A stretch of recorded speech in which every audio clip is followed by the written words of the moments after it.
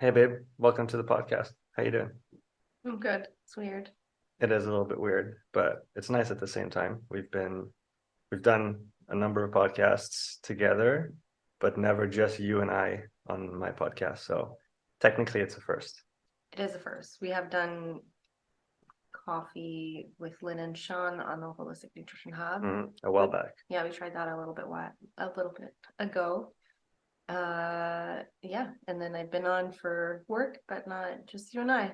Exactly. So it's kind of nice to have you today and be able to take just a bit of time to, talk on the podcast. I think we've been talking about it for a while. It's true. And we finally put it in the agenda and we're making it happen. So I feel here we like go. that's like everything we need to do though. Put it in Exactly. the agenda and it'll happen. That's usually how it works. Yes. So for the audience that doesn't necessarily know you yet, can you tell us a little bit about you? Who are you and what do you do? Well, first of all, thanks for having me on. Of I course, feel like it's a big step for us it's good. together. I'm happy. I'm happy we're doing that. Yeah, me too. It's funny because everybody always says, oh, it's perfect. You do the nutrition side and he does the fitness side. And I feel like we do have so many synergistic things, but then two very different approaches at the same time. So to kind of describe what I do, nutrition is really the base of it, or what it was, even what it was. And now it's changed into something so much more than that. So for me, like the simplest way to say what I do is that I'm a holistic nutritionist by trade. Mm-hmm. But I'm going to do a shout out to Loic here, as he says, like what job haven't you done? Right. And I wear so many hats that for me, it's really hard to describe what I do. Well, try. Do your best. Well, it's funny too, because when I get other people's feedback, they say, oh, you do a lot of things, or you have ADHD, or something like that. Like you're just all over the place. But I feel like I'm a person who likes connecting things. Mm-hmm. So my personality is really to go out and learn and then connect things that it fascinate me and that interest me, and whether that's people or plants or things with nature or biology or human physiology or emotions or how we store things in our body and how we eat and how we connect and how we have culture and all of those things, they're also interlaced. And so I feel like my responsibility or what my job is to make those connections and then share that by connecting with other people. Mm-hmm. So you talked about holistic nutrition as being one of the avenues that you went down and training that you went through a few years back. I know that early on, when you were younger, you wanted to be a marine biologist. Do you see a link between what you wanted to be when you were younger and then what you do now? Yeah, and this is a leading question, I know that, but I think growing up next to nature and really close to nature always fed into these sciences and thinking that I needed to be, a marine biologist or some kind of zoologist or something like that in order to follow my passion in connecting with nature. And so I think marine biology, I was so entranced by the ocean because it's such a magical place. And then that kind of life got in the way and I didn't really go down that route, and I had kids, and then I started falling in love with gardening, and that led into understanding how the earth works and how our nature works. And then I went into nutrition from there, and that was really more like body based biology, like how the human body works, how food connects with the body to make the body strong or healthy or in optimal health. So yes, I do see a huge connection between my love for biology, let's say, and where it's kind of led me now. And it's just one piece of my view on the world. Yeah. I can't help but think about how similar we are. I mean, we're different in many ways, but I also think we have many similarities, you and I. You talked about connecting the dots. I feel like that's just what I do. I could even say it's Yeah. my job. And you talk about food stuff coming into the body. and then the effect that it has. And I find myself dealing with those steps as well, right? The bioenergetic process. And like you said, I do think that we have very complementary skill sets and understandings, and we haven't yet, had the opportunity to really put them together. I definitely see that. Do you see that in the future? I see that for us in the future as, we become even better and better at understanding our respective topics and then seeing the intersection. And I feel like we've started to see more of that intersection as time moves forward and as we exchange more between those different fields.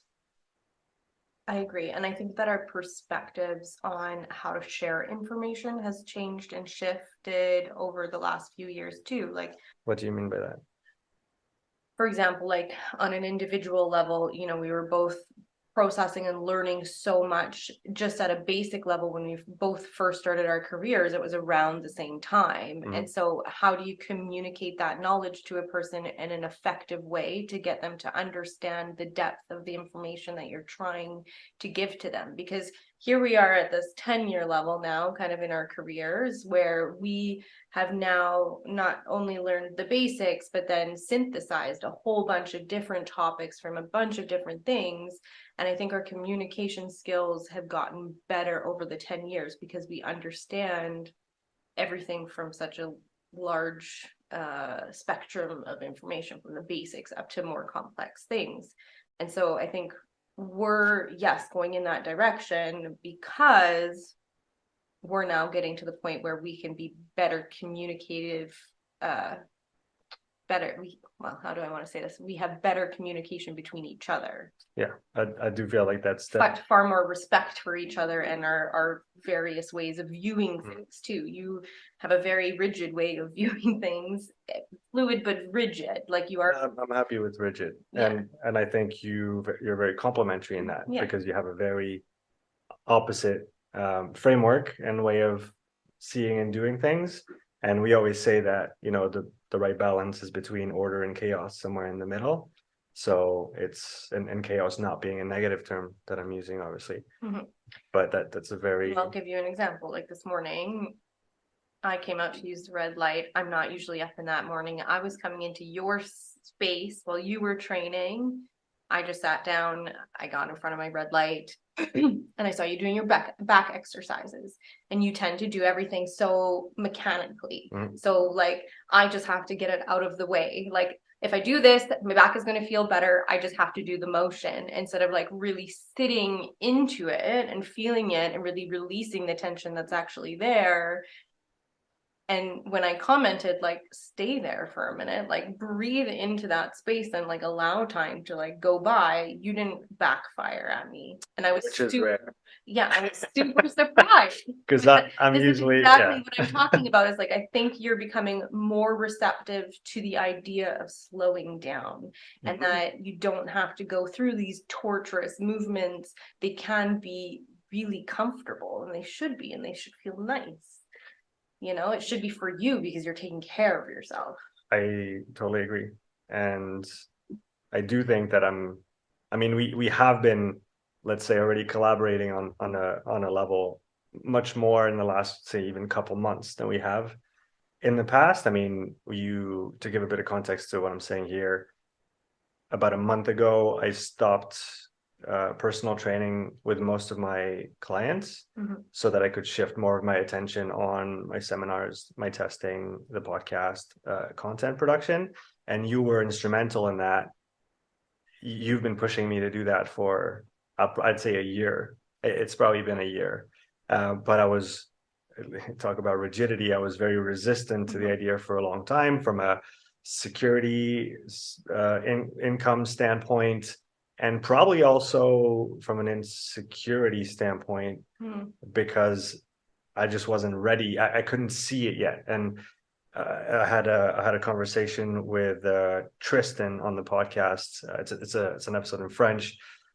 Tristan, who's a triathlete and a triathlon coach in France, and he was talking about his process with his partner, where he was the kind of the leader in the vision that he had, and he could see And I feel like up until recently, I mean, or for a long time, I would even say you have you have the vision.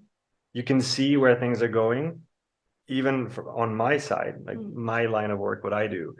You've been pushing me to make that transition for many months now, but it took me 2 months of overworking in September, October, and then crashing significantly in November to realize that I needed that shift. Mhm. But I wasn't ready before that, even though you had been telling me for a long time. Okay, well, I have a question first of all. Why do you think that was? Was it just because you hadn't pushed yourself to the point of feeling it truly wholeheartedly in your body? Or was it like where is the rigidity from? Probably insecurity about my abilities to actually do it. I would probably say, because and I mean the fact that I reached my limit physically and mentally was also obviously a big trigger and a big sign for me that I had to, move forward with that because it wasn't sustainable. But I maybe lack of, self-confidence. Well, and I think I mean, I have the vision of what's happening, yes, because I can see big pictures and big picture things a little bit better than you can. I feel like you get in the not the minutia, but you get really deep into things and you stay there and then you have a hard time coming I get back. carried away by the flow of things. In French, we say we dit, a little French word in there. La tête dans le guidon, like you get the head and the handlebars, like you're like head down into it, and you're not, just slowing down and lifting your head up to look at where you're actually going. Well, and we know that for me, I've already been there. I already did that. I already tore myself into the ground as hard as I possibly could, like from space into Earth, like a giant comet. Just Let's talk about that. Let's talk about uh, your professional journey, and you can maybe quickly cite all the jobs that you've actually done from the time you were a teenager until now, and then let's talk a little bit about the more difficult times that you went through from that overwork perspective. mm. Well, how deep do you want me to go? Like it's long. It's not a long story, but it's a long story. I mean, That's why I said just list out all the jobs so it doesn't take half an hour, and then we can go deeper into the other stuff. well, I think it's important to say, I've been living on my own since I was 15, right? So survival was a necessity. And so we can dig into the science behind what happened after, but you're in survival mode at that age, you're going to school, you're working full time. So there was, working in a Chinese restaurant, working at McDonald's, working in hotels, cleaning rooms. I managed a house cleaning company at 18. I had 7 people underneath me at 18, cleaning houses. I had a kid by that age, not 18, 19. And so it was the bouncing back and forth between that. And then, went back to McDonald's. I nannied, I cleaned houses. Then we met shortly after that. And I think I had just switched to. Were your choices? Yeah, I was working at, thank you, I forgot about that job. Anyways, one of the more it was a health food store where I was working as an administrative assistant and in the advertising kind of more like the techie database. I worked for, an outdoor store doing data entry. We ran a daycare. I did a administrative certificate in there. I had another baby in there. I then did my nutrition certification. I started my own company, did meal prepping for people, but specialized meal plans. Yeah, so in home. So do you want to say it or can I Oh, I worked in a gym too as a nutritionist as well. So I did that. Oh, I taught at a nutrition school, teaching cooking classes. Shout out to Caroline. Well, yeah, Caroline in Vancouver. She definitely gave me my first in, I would say. She's good people. Worked in the administrative office as the financial coordinator for one of the top nutrition schools. I taught eco nutrition there. What else have I done? Now I run. I started the Holistic Nutrition Hub. This is the thing, is it sounds like so much, but it is. Yeah. Anyway, started the It's a lot of Holistic experience. Nutrition Hub. Well, I sold that meal prep company before we moved here. And this is why people think I might have ADHD or something like that, because, you know, it's just when I talk, it's crazy. Like the amount of stuff that I was doing. Anyways, so now I've done website design, social media work, business coaching, and now I'm teaming up with people to actually start a health coaching certification, which if you've seen the podcast, is there. That's right. HCC, The Health Health Coach Coaching, Collaborative. Health Coach Collaborative. Yeah, we'll put the link in the description for those who Yeah. are interested by this program. Give us the Well, and I started my garden now too. So there, voila, that's it. That's it, right? Yeah, before we go back to property management too. Yeah. They're just gonna boop, boop, boop. It just keeps coming. Yeah, exactly. So that's why I wanted just a list. Otherwise, we definitely would. If we did the whole history, we'd be here for a few podcasts. Give us the Coles notes of that that nutrition course, nutrition certification that you guys are just finishing on now. Well, it kind of ties back to like the whole principle of what true health means, right? And the more that I dig into my health journey, the more that I start to understand what true health and wellness is, right? Like nutrition is a key component to it. But we have our approach is really a foundational approach. So like you start at self-care at the bottom. Like, why are you doing this? So that you can remember why all the other pillars are so important. And then there's, you know, talking about stress, sleep, movement, and then nutrition. So it is really a nutrition-based health coaching certification, to give people the keys in order to find true health and wellness. So how to understand the balance between work and life and doing all of the things that you want to do, but in a way that isn't crazy and that is balanced and isn't rigid, and that you don't feel like you're failing if you don't do it as fast as you think that you're doing it, or you want to do it anyway. Yeah, and that's definitely something that you've helped me with tremendously. And I feel like the more we go forward, the more comfortable I am with you helping me, and the more you help me, and then the more beneficial it gets. And it's kind of an exponential trend where, well, I think it's because you've seen yeah, like all the changes that I've been working integrating into my life because of having, you know, burnout and these symptoms of autoimmune issues and all of these things. Is like I had to, like, just like you said, your body at the end of last year was done. You were finished. You couldn't do it anymore. And so it got to a point where you had to rebalance everything and shift with what was coming up in your life. And if we don't do that, then we just carry all these things with us continuously and we burn out. And when you leave it, you end up in a depleted state. And we're already so depleted. Right? So you were getting to the point where you were depleted. You couldn't give any more of yourself to other people. You had to stop because your body was saying, no, I'm freaking done. So I think that the more you see me implement these ideas around that and how I can build a business around that and how I can build a life around that, how we can build a life around that, how we can help reframe things for our children, you know, like how can we do that in a more methodical way with intention behind it and with our whole hearts into it, so it's authentic to us, not to everybody else. Because if we lean into what everybody else is thinking all the time, we're going to just carry that with us, and all our actions are based on somebody else's comfortability and not our own. Yeah, and I'll say that it's made a tremendous impact it's had a tremendous impact on me and my health, both physical and mental, because you've, you know, really pushed me and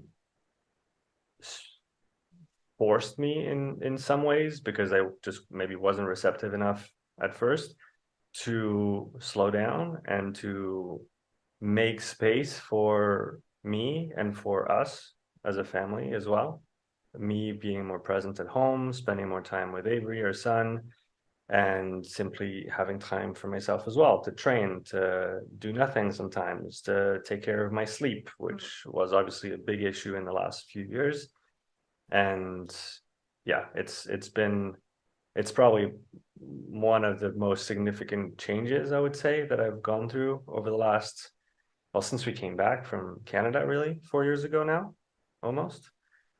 I think there's many things I don't want to take credit for that. I think you got to a point where the information that I was telling you, and I'm sure coaches see this all the time, you can tell your client until they're black and blue in the face to do an exercise or to do a thing because it's going to make them feel better. Zone two. Do more zone two, guys, because it's gonna make you feel better. Like, I hate to say it, but Sean's freaking right. Like, it does. Asshole. Like, we can do that, but the reality is it's not until we're at the pivotal moment that we're ready to change that somebody is willing to hear you. Mm-hmm. And I think the pandemic played a role in that. Mm-hmm. And I also think that where you were at in your like work life balance, you were ready to hear that. Mm-hmm. And so I think that, like, you can only put out what your experience is and Okay. hope that somebody picks it up. So talking about that experience, you talked about burnout, you talked about doing too much. Reflecting on it now, how do you see these events unfolding in your mind? How did all those things happen for you a few years ago? Like, why? Yeah. I didn't listen to the signals that I was being given by my own body. Like, What are the signals? oof, pain, fatigue, feeling tight, feeling stuck, feeling upset, feeling like there was too much going on and I couldn't get a handle on things. Depression. So, the first diagnosis that we got from the doctor was fibromyalgia, because it's like a bucket. It's a bucket of symptoms that they have no clue what causes it.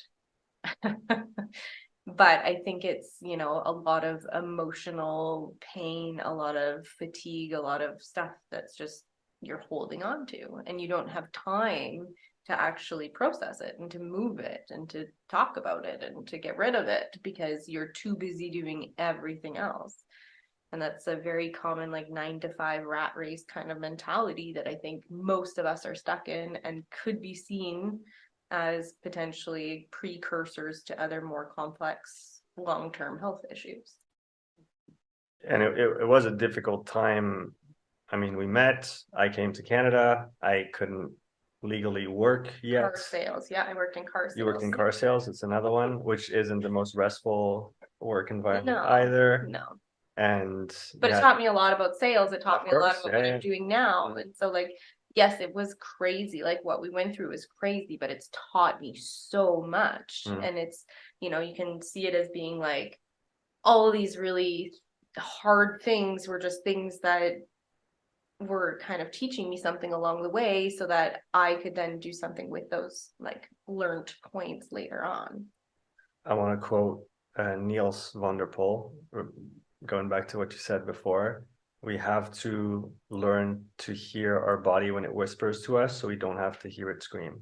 Oh my God, I was fully screaming. Like it was already screaming. It was screaming. Like, and the thing is like, I'm so stubborn because of my childhood, because of my history, because of all the trauma that I've been through. Not just those things, like there's a lot of trauma back there.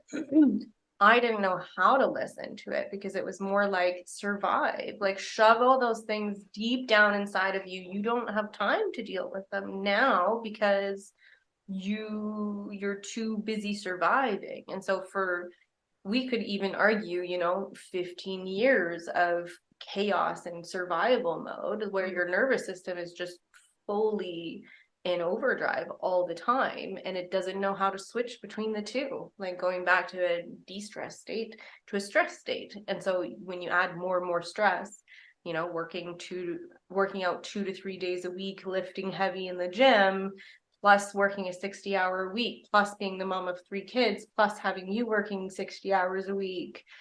And then my body just being like, whoa, like you just had 3 babies. You just had a baby and you didn't sleep for a year. Yeah, so let's talk about that a bit because that's a situation that, I mean, we have multiple friends now who are parents and who are also going through rough times regarding sleep.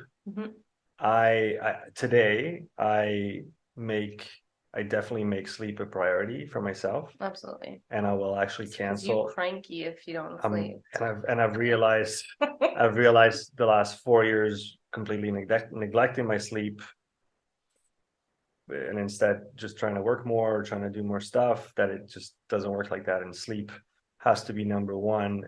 We went through that. Well, it's not number one. It has to be the pillar of many of the things that you do in your life. And I But think now if you've that isn't there, prioritized all of the things that we Mhm. need to be prioritizing, because if you run your body into the ground, you don't have a body anymore. Yep.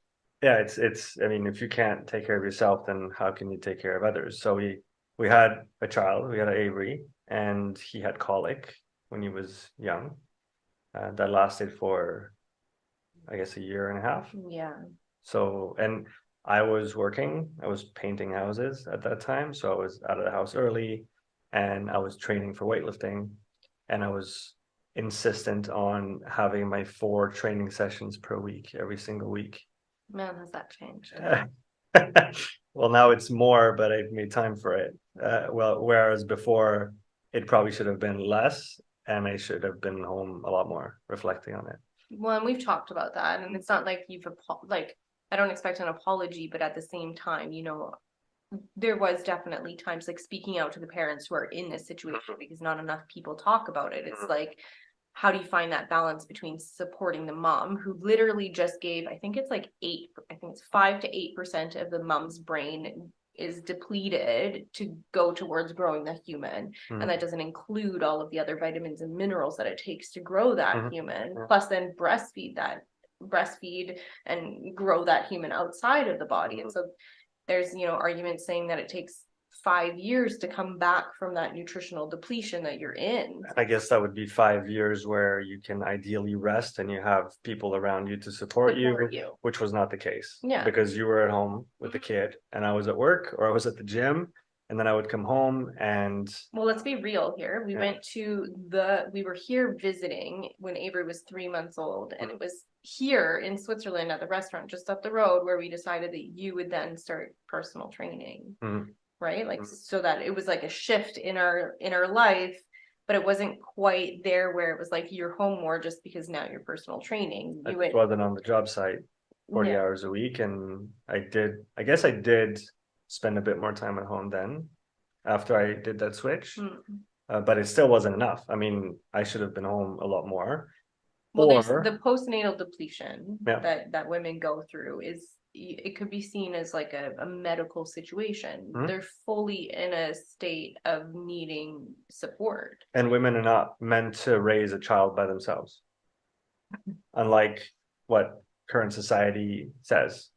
Right. It takes a village to raise a child. Is that the same? I see what you're saying. Yeah. I agree with you. Like there's the men out working 9 to 5, let's say, like the classic kind of patriarchal, you're not going to be a fan of that word, but like the 9 to 5 job. I love how you're smiling. The 9 to 5 job, and then the woman is just like dying to get back to that 9 to 5 job because she's so exhausted from raising the baby. So there's lots of people like that. Let me come back at you with an idea. Is it that the woman wants to, or in that case, you wanted to go back to that, or did you just need more support to feel rested and not be with the kid all the time? Because let's face it, you can love your kid all you want. When they don't sleep and you don't sleep for months on end, I'm sure the thing that you want the most is just to have a couple days without your kid. Yeah, and going to work serves that purpose. Yes, exactly. So it's hard to give all my opinions on this because I have very many on them, obviously. But like, if you think about come in a bit. I'm getting snuggled up. For example, the dad's leaving to go to work and they get to mentally discharge the energy that's related to all the house stuff, the kid, the shopping, the cleaning, the organizing, the making sure that they get to appointments on time, the doctors, the thing, the this, the that. And then the dad often just steps back and goes, okay, well, I've got this 9 to 5. This is all your responsibility. I'm working over here. But what the dad doesn't really realize is that the mom is holding this whole charge of the house, and it's a full-time job plus more. And then a lot of women work, even if it's 50% on top of that or 100% on top of that, thinking that that's their responsibility, and the man just gets to step back and go to work 9 to 5 and then come back and hope that a meal's prepared, and that woman is doing 2 full-time jobs, Plus doesn't sleep because plus of doesn't sleep because of colicky a child. colicky baby. Like, that shit is heavy. Like, that's a heavy load, and Yeah, you carry it alone, and then you break down, and then there's all this stigma, like, if you break down then you're crazy, or you know, it's all in your head, how come you can't handle it, and then you're even more exhausted, and then you just don't ask for help because you feel like you're being judged. yeah, and that's why I mentioned before that we have a few friends that have children, young infants, that struggle to some extent with sleep as well. And I guess our what I try and communicate on that is it's either the dad needs to be home more, or you need to hire someone to support the mother and look after the child, make sure that the mom can have some hours of sleep, and that you get a bit of time each week to Be yourself. be yourself and Find yourself. decompress. Like, I remember the Yeah. first times that I even had time away from Avery, even because we hired a nanny. Mm.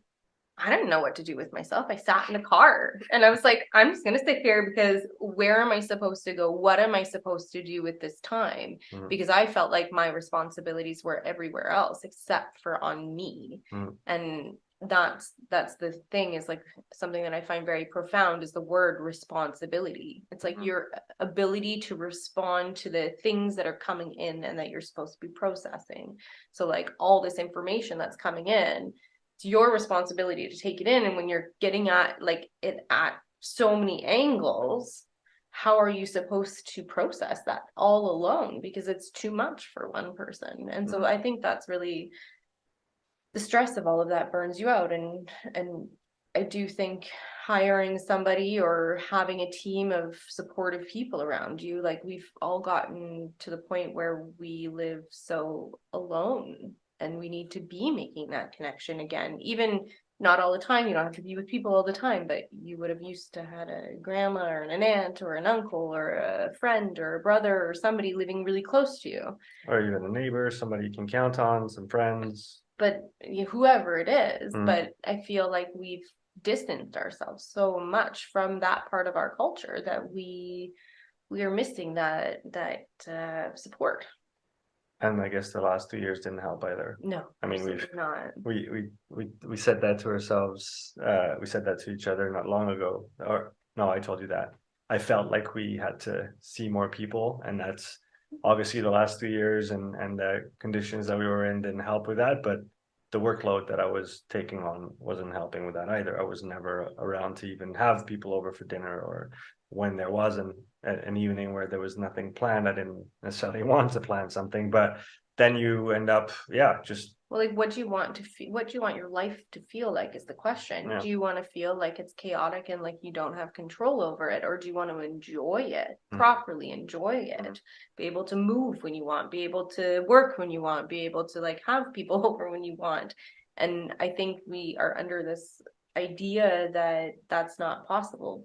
We're supposed to go to school and we're supposed to become the doctor. We're supposed to become the thing. And if you don't, you're not successful. But I feel it does take a lot of thoughtful planning to get there. It's a journey for sure. And you have to think ahead. And I mean, and then that's again going back to what we were saying earlier. This is where you've been instrumental in that development for me and for us as a family. Is you see where we should be going, or at least you have a much clearer view of our future than I do in terms of the specific steps we need to go through to craft our daily life to be what we want it to be, and to have that space for ourselves, for each other, for our son, for our friends, for our family, for our own time.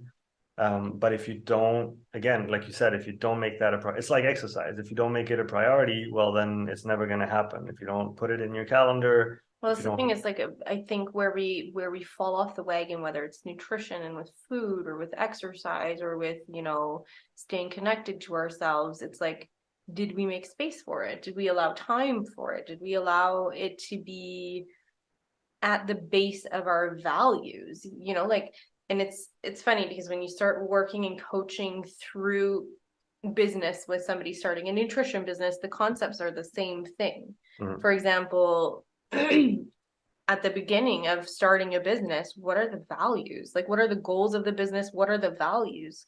And you can apply that to family. Like, what are the goals and what are the values of the family? Mm. Okay, what are the next steps that we need to take in order to just move this in the right direction? And it doesn't happen overnight. It's a fallacy to think that you're going to grow a business in 3 months and unless you are like magically just have fallen on like a golden egg. Or you've built 10 before. And Exactly. And you know exactly the pattern, but that's back to what I said is like, we're now synthesizing everything that we've learned over the last 10 years, and it becomes super potent and super valuable, I think, around this time.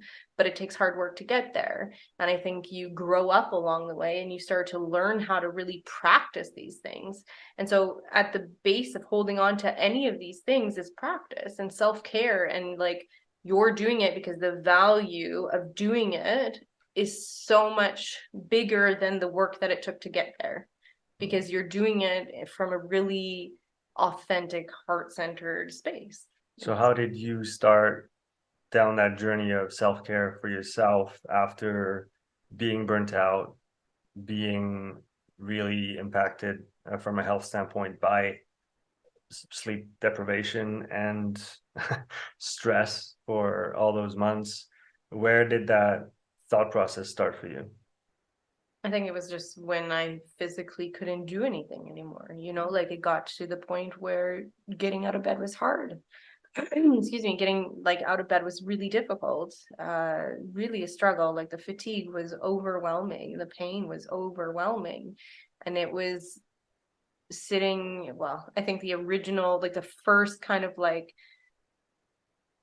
yoga really, I think, solidified a lot for me. And it was something, you know, we learned in our holistic nutrition program. And it really resonated, like the concept of it really resonated with me then, but I didn't know how to put it into practice. I don't think I was at that boiling point, just like you were not at that boiling point to listen to me before. I had to be at my boiling point. And I feel like that's kind of a thing for people, is like they have to reach the boiling point. Hit the wall. Yeah. You know, like I've had some clients tell me really scary walls that they would have to hit, like getting cancer to stop, like poor habits, let's say. Crazy. But I think I was at that point. So yoga really became that point where I started to really kind of come back to my body and be like, okay, like if I take a bath on Saturday, like, does this help me feel better? Like this dis-ease in my body, does it feel better? Okay, what else makes me feel better? So ditching all the shit that didn't make me feel good in any way, shape, or form. And yeah, I couldn't work. So we had to pivot, and you had to pivot as much as you could. You'll have to put in Ross's. I will definitely work that into.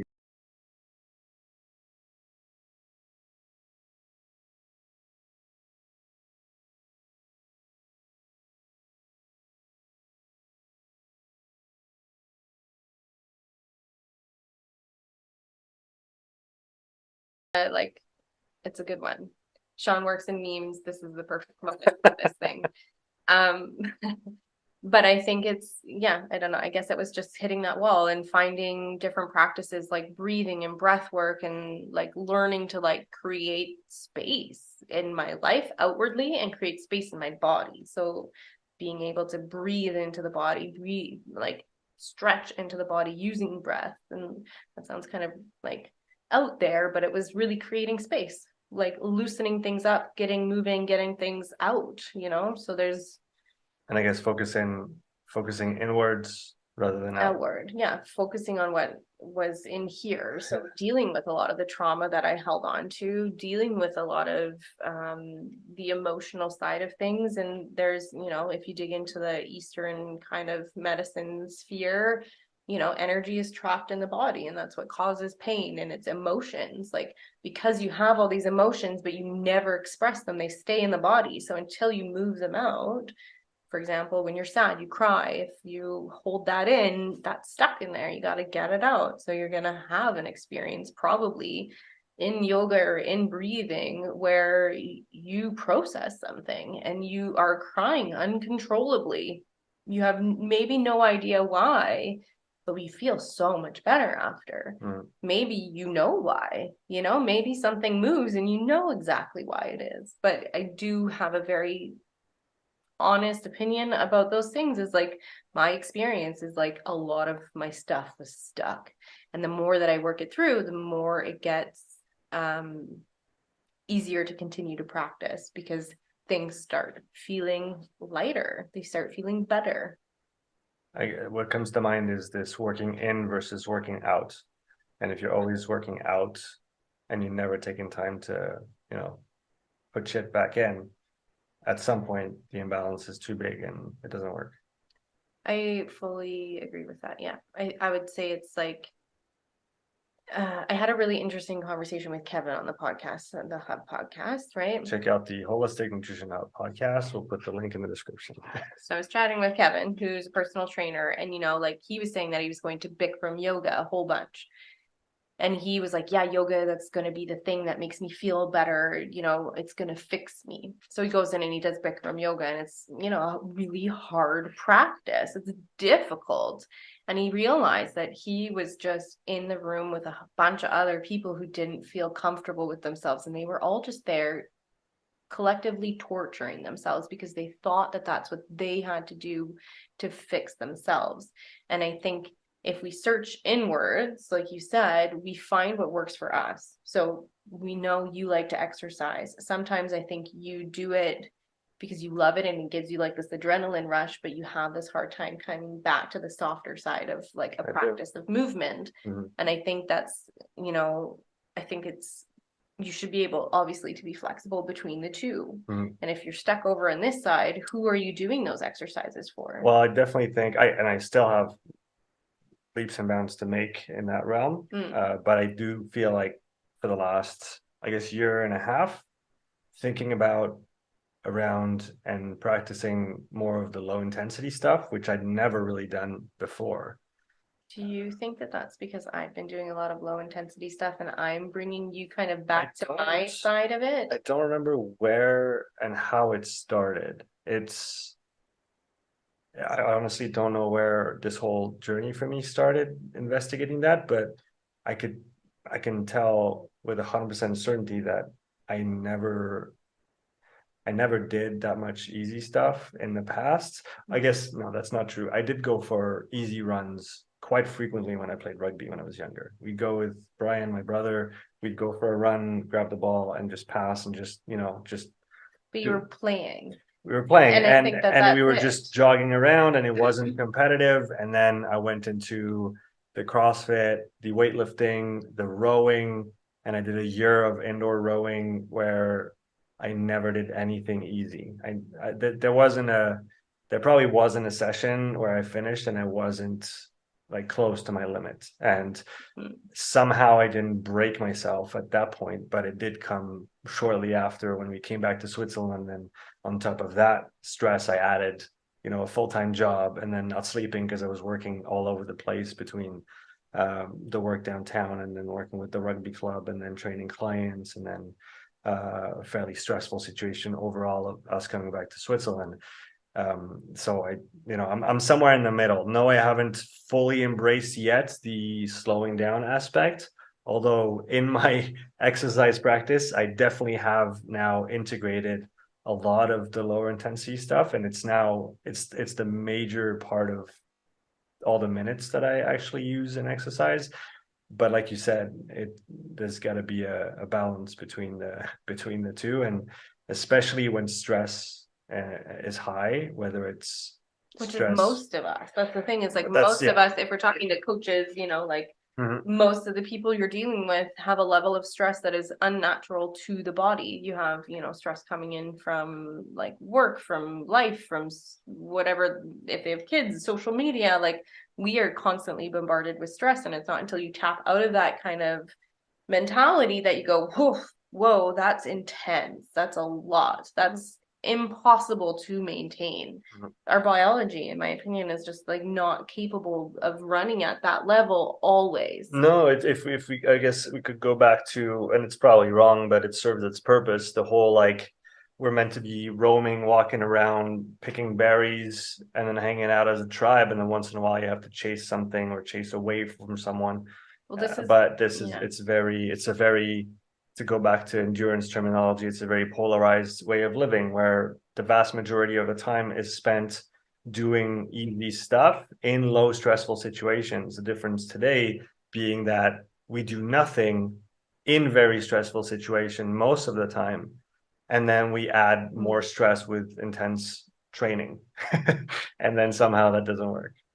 right. Well, and I think it's the type of energy that we're getting in, and that's kind of back to doing the inward thing. Like, what are you taking in to give back to your system? Even the sun, right? And that's something that you were great about all of last year, is every morning getting out in the sun and getting that exposure in the morning and getting those minutes in the sun to the point where you could get into the hot sun in the summer and not burn because you built up your tolerance to it over time, just like we do with training and anything else, right? If you do more low intensity training, you're going to tolerate more high intensity training. Well, by exposing yourself to the sun every morning for 2 or 3 months, then you can go into the hot sun and you don't burn because your body is ready for it. But we're locked indoors in stressful situations. We're not active. We're isolated socially. Well, think of the information that is coming in outside. Mm-hmm. Outside. I sounded very, very Canadian there. I don't think that would have been as like prevalent if we weren't watching How I Met Your That's Mother. right. But Thank you, Robin. yeah.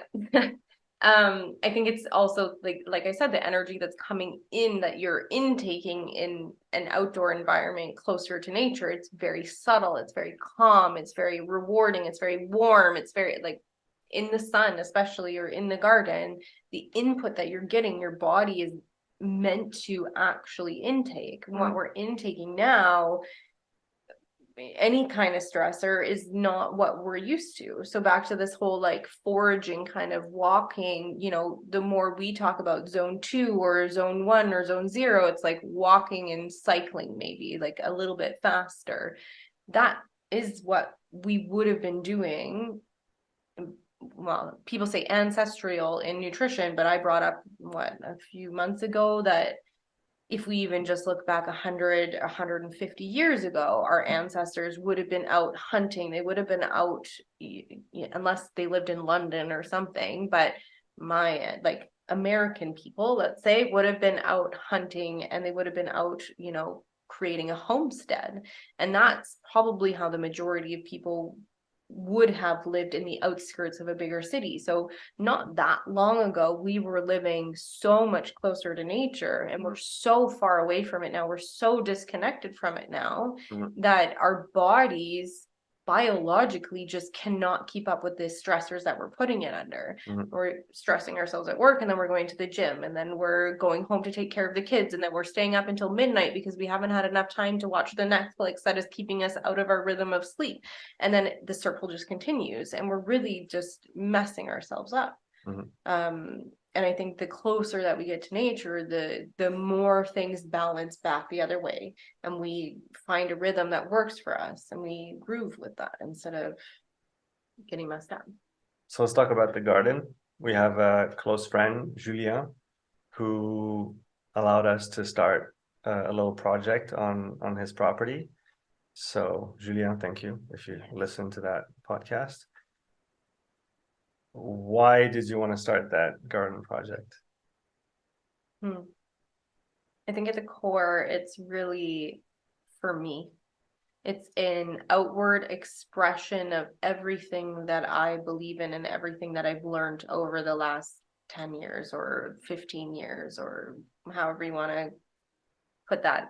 But really a space where I can show what I've learned, express what I've learned, and have it be really beautiful and pull people in. I want it to be a space where people can feel that energy and that connection back to nature. So it's one reason, but I also feel like the second one is, if I practice everything that I preach, or like everything that I've learned in the last 10 years, can I bring myself out of a burnout? Can I bring myself out of feeling broken? Can I redefine what my life looks like so that I feel better and so that I can help other people feel better and just be inspirational? I mean, that's why I wrote inspire on the wall, is like, I don't want to be the like poster child of rheumatoid arthritis or burnout or anything like that, but like, can I inspire people to come back closer to nature, and do they experience the same thing? Do they experience this wealth of knowledge and understanding and growth? Yeah, I have to say for myself, who again has a really hard time slowing down, Guys, this is a pattern. Do you see it? Anybody? spending time at the garden has been tremendous for me because it's just the here and now, hands in the dirt, and you're, how do you call it?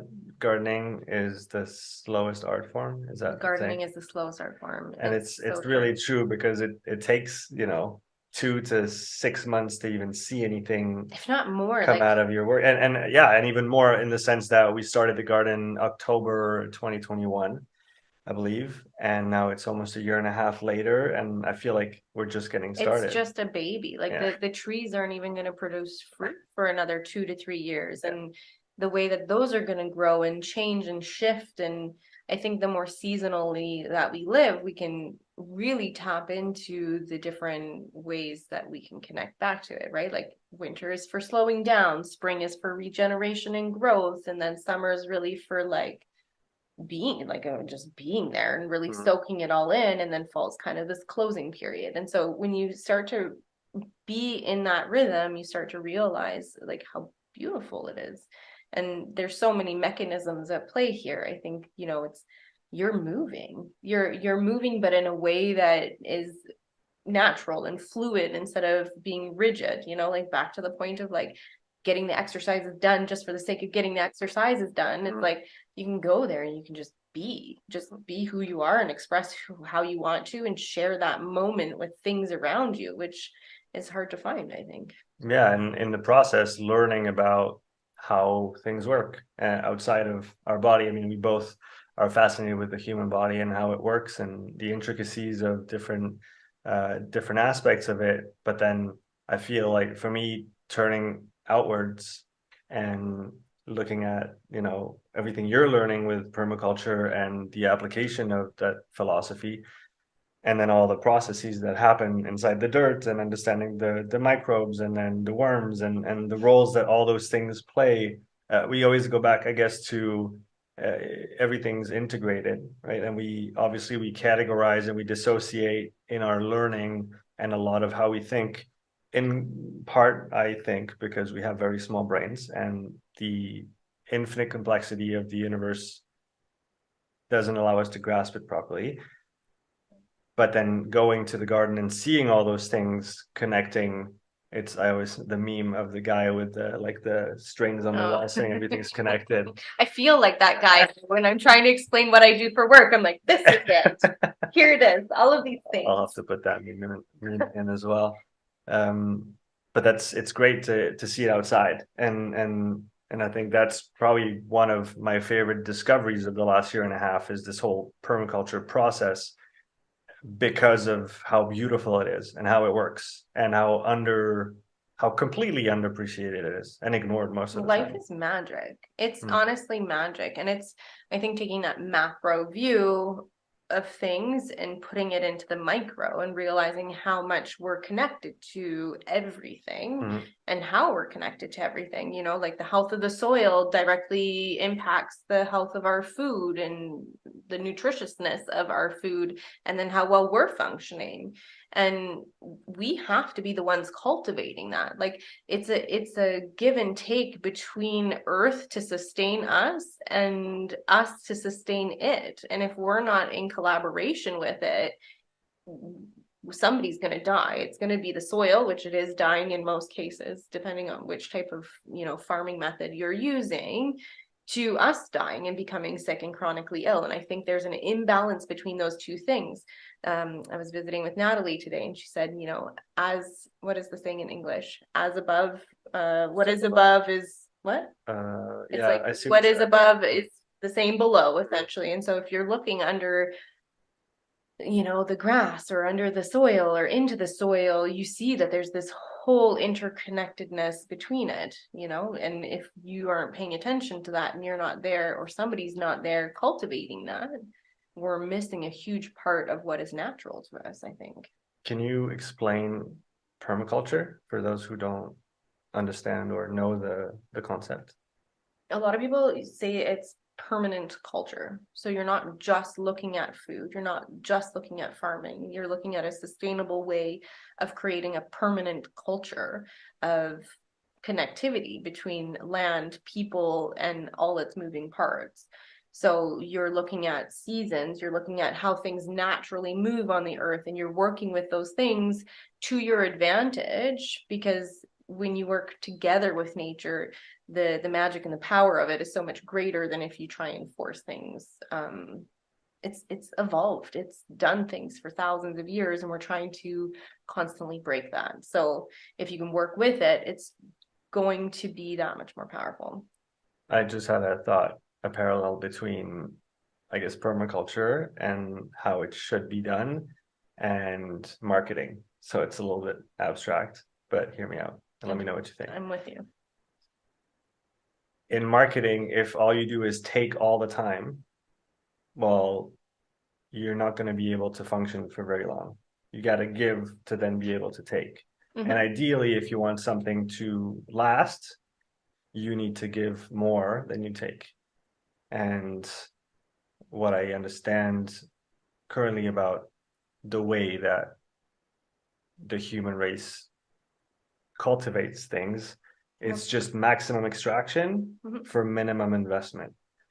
Well, we And don't even have to go as far as marketing. I mean, the whole story that I just gave you with, you know, like my background and my history and our history is like, we live in a consumerist society, right? We consume, we take, we want, we feel the right to have these things without putting the energy back into it. And it's the same with your own well-being. It's the same with the well-being of the land. It's the same with the well-being of a business. It's the same.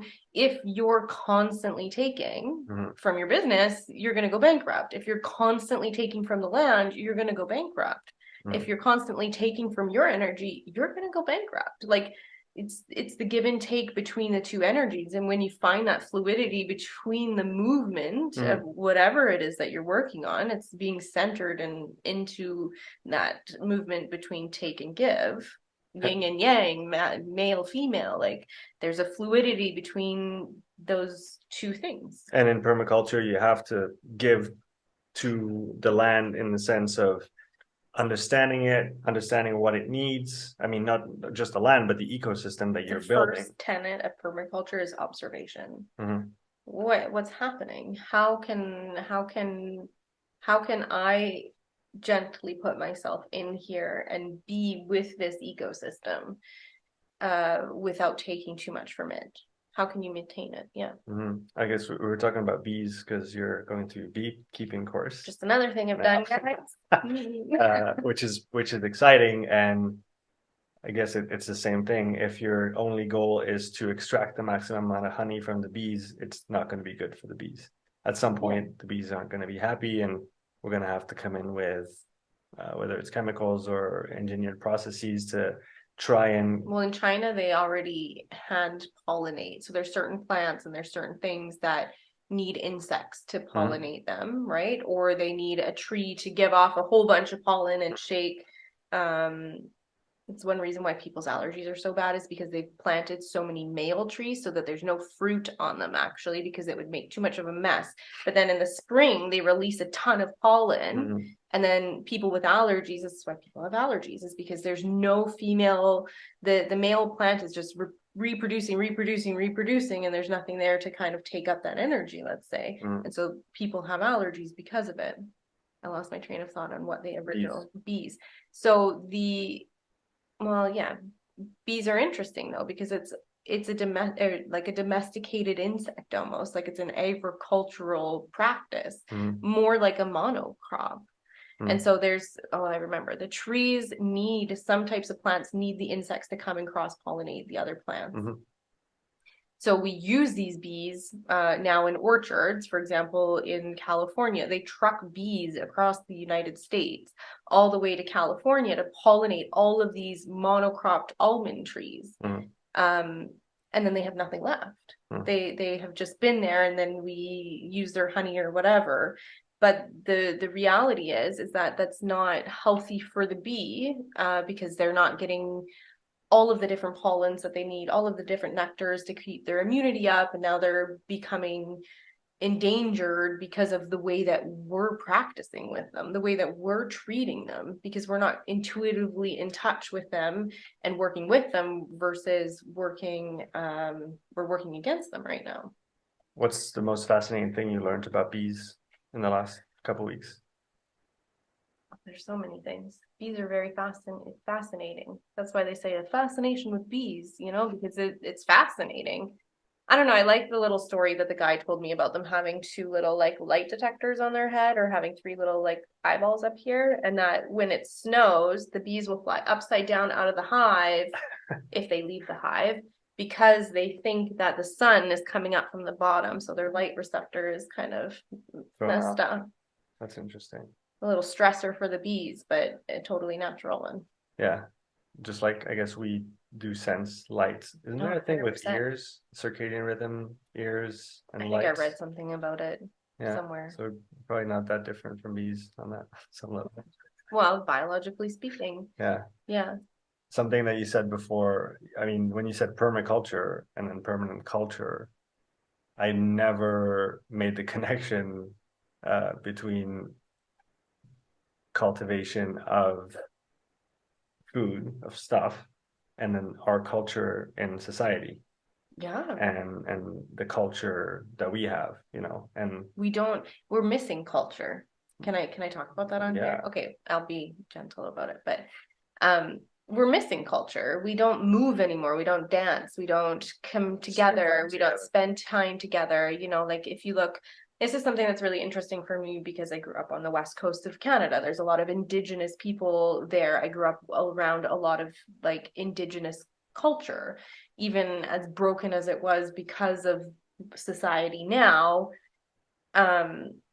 They still come together, they still feast, they still practice connection to the land, they still hunt, they're still very, very close to nature, and they're like true spirit as humans, in my opinion. And I think we are really missing that. And the Amazon, for example, is thought to be, or is a cultivated food forest that has been left to just grow for thousands of years because the tribes were wiped out by the Spaniards or whatever disease or whatever came over. And so it's a singular, like monocropping, for example, is a singular activity. It's a farmer or a family of farmers working that land, when it should be a community of people, a group of people working together to create something that have value, that has values at the base. Again, back to that micro and macro thing is, can you apply all these concepts that you put the value of how you want to live your life at the base of how you work and live? Technology isn't bad, but how do we work with it to still sustain a life that feels right? And back to what I was saying before of us not, seeing many people around us outside of work. I really feel it now when we have friends over, when we go visit friends, spending half a day together. It's special and it feels needed.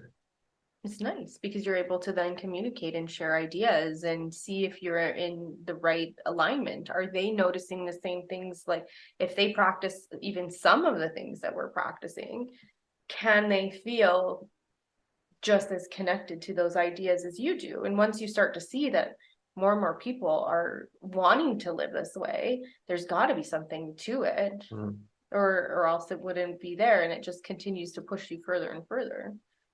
And I think it gives you that energy back. It does. Some closing thoughts for this first podcast that I really enjoyed with you. what do you look forward to, let's say in the garden in the next year? Planting mushrooms. I was thinking a lot about that today, actually. How does that work? Explain for people who don't know. How do you plant mushrooms? You don't really plant them. You place spores in old logs because they feed. They're like the digesters of the forest, essentially. Mm-hmm. So yes, we can call it a garden, but really we're creating a food forest, I would say, or a cultivated piece of land that's at its full potential based on how nature wants it to do things. Mm-hmm. So yeah, you take the spores of the mushrooms, you find a typical type of log that it likes to grow on, you drill them in, you plug the spores in, kind of taking those like IKEA plugs, the little wooden ones, plugging them into the wood, and then it takes about a year or two for them to kind of sprout up, and away they go. But mushrooms are a very fascinating thing, and I'm really looking forward to adding them. Well, we've been working on adding them into the garden naturally, like mycelium and getting the fungal growth growing and all of those things, because there was none. Yeah. It's a whole other topic, obviously, but yeah, I think adding them in as a food source is just, they absorb vitamin D, from the sun when you pick them. And so I find it just, it's another step in the knowledge bank. Awesome. Lynne, babe, thank you for doing this podcast. Thanks for having me. I hope you enjoyed our little time together. It was interesting. I feel like it was a good time to just sit there and exchange, just the two of us, without doing anything else and any other distraction. So I hope to do that with you soon again. Well, let's see what people think. I don't care about people. Well, maybe they don't like it. Maybe they're like, oh, this girl. And just to not come across as a complete asshole, I've always said that the podcast for me is a very selfish endeavor, because it allows me to share and spend time with people that I want to spend time with. So obviously I hope that it's beneficial and interesting to the audience, but I don't necessarily do it for the audience. So I see what you're saying. Yeah. Well, I just want to share what I have to say. So thanks for letting me be here. Thanks for coming on the show. Thanks for listening to this episode. If you would like to support the podcast, please take a few moments to leave a written review and a 5-star rating on Apple Podcasts. If you want to watch this episode again, you can find the full video recording on my YouTube channel. You'll also find hundreds of hours of free content, all my podcasts, my thoughts of the day, structured presentations, and more. So don't wait, go subscribe, and I'll see you in the next episode. Take care.